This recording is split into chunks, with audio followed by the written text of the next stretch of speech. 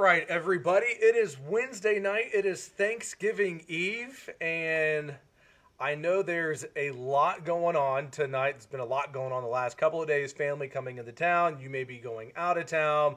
You're prepping for tomorrow. So I'm not too sure how many people are actually going to watch this Facebook Live at 9:45 on Wednesday night, because I feel like tonight's that night where you know that even though you may not like have to work tomorrow, you know you're still waking up early to start cooking, right? Like I think I start making dinner at like 9 a.m. But anyways, but you're on here, so let's talk about weather because we do have a lot of weather to talk about as we go into, especially later into the week. So here's what we are watching. There is a storm system that is still spinning. It's a very like kind of what I would call like an open storm system, in that it's not like a tight low pressure system, but it's off the coast of Alaska here in west of Canada. But the upper level winds, it's going to basically kind of like sync up with those, and it is going to rush down into the plains as we go later into the week here, especially as we go like into Saturday and into Sunday. And as you would imagine, as we get closer, we get some access to brand new data. So I want to go over all of the weather model stuff that we have coming in right now, because I'm now getting the NAM model, which is a new model that I really haven't had access to just because it doesn't go out as far. So anyways, let's go over all the models that we have here. So here's the we'll start with the Euro. So here's the Euro model, which if you've watched these weather updates a lot, you know there's usually kind of like a lot of love that goes out to the European model. So the Euro model looks like this. It says about 2.5 inches of snow for northwestern Oklahoma, about 1 inch of snow from Ponca City, Enid to Clinton, and then we get like a snowflake or two down here in Oklahoma City. That is what the Euro model is saying. Here is what the GFS model is saying. The GFS model is heavier.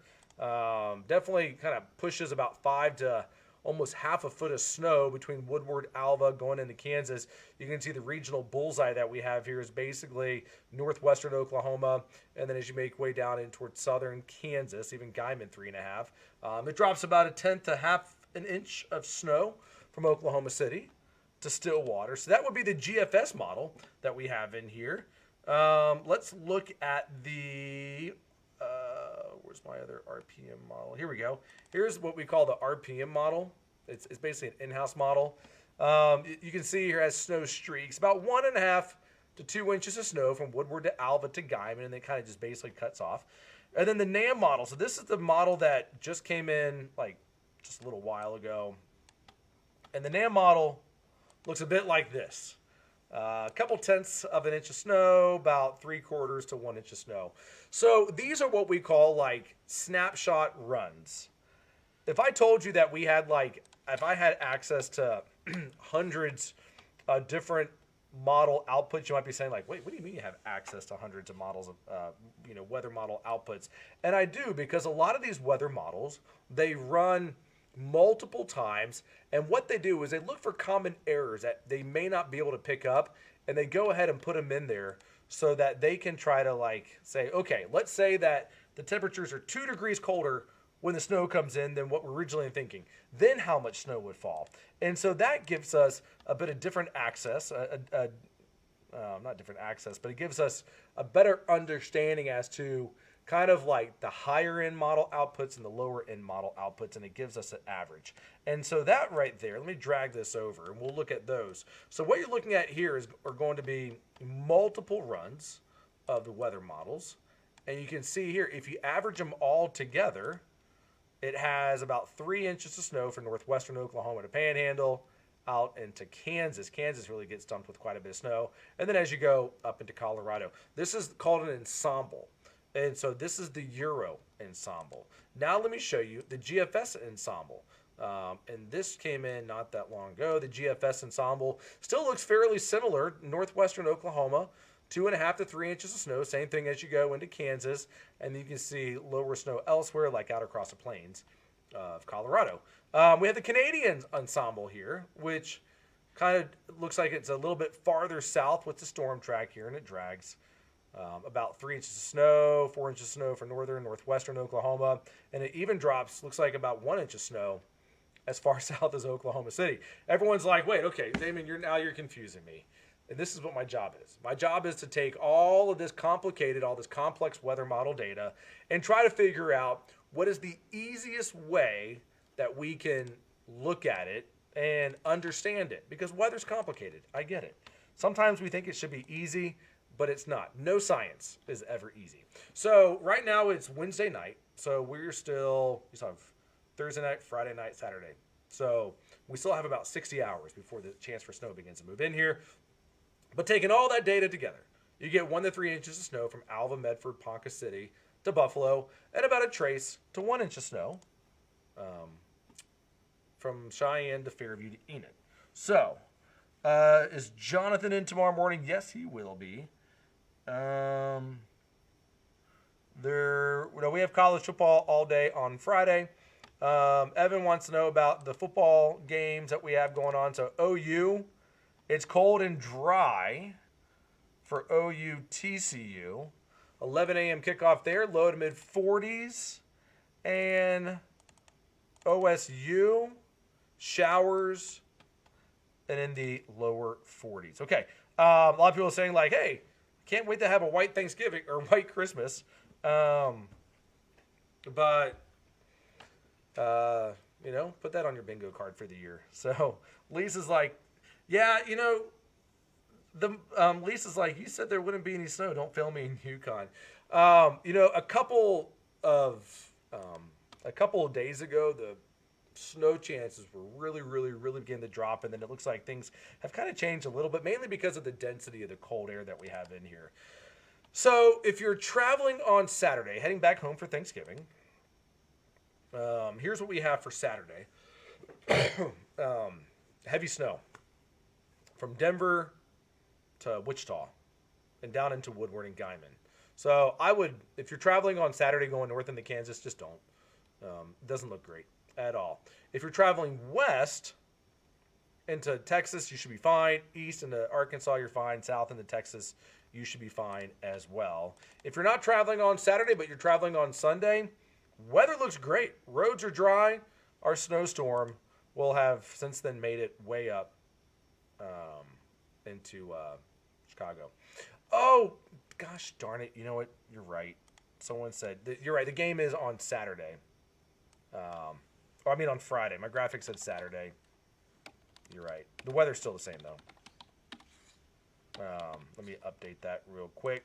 I think I typed in Saturday instead of Friday. But you're right. The OU game. Here's the weather for OU and TCU on Friday. Thank you very much.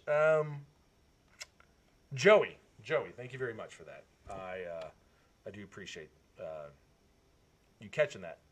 No, I don't see this being the type of storm that would close school for Monday. The system will be wrapping up by early Sunday morning, so it'll be good. And Sunday afternoon, we're sunny and in the 40s, so we'll be all right.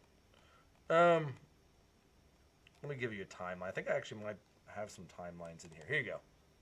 So here we are, 5:30 a.m. on Saturday.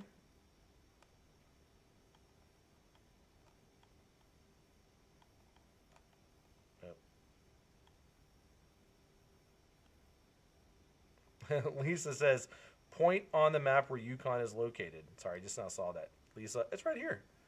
Right where my hand is. Like right by the O of Oklahoma City. So here we are, Saturday. Let's see here, a bunch of snow showers coming through here.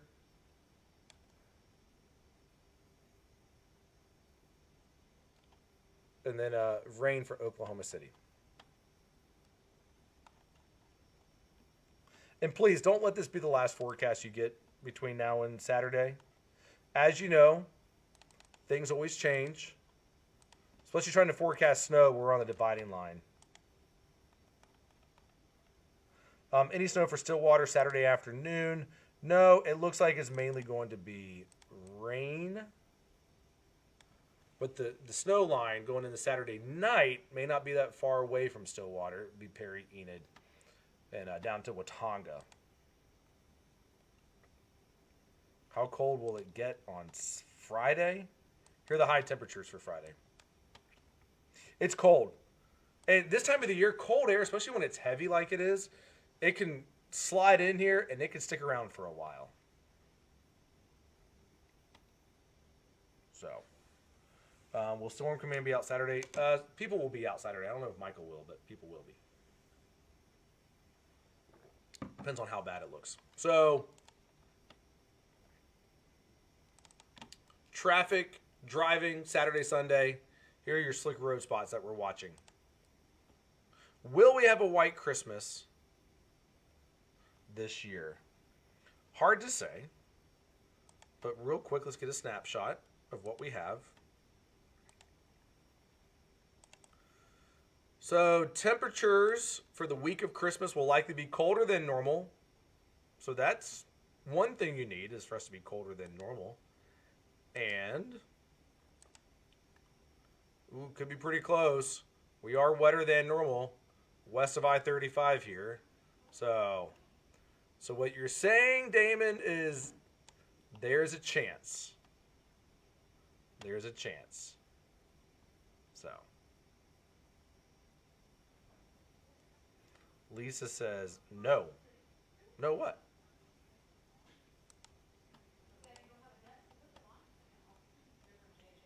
No in big capital letters. By the way, the weather for tomorrow, Thanksgiving, looks phenomenal.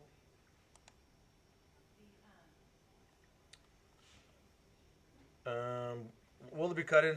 There, on Friday, no. Because the weather is going to be fine on Friday. So we'll be okay. So weather looks great tomorrow. And with that, I wish you all a wonderful Thanksgiving. We do these every night, and I'm very thankful for all of y'all that jump on here, that trust us with weather information, and for just helping plan your day. It's something that we don't take lightly, and I pray that y'all have a wonderful day tomorrow, and much love to y'all. Have a good night.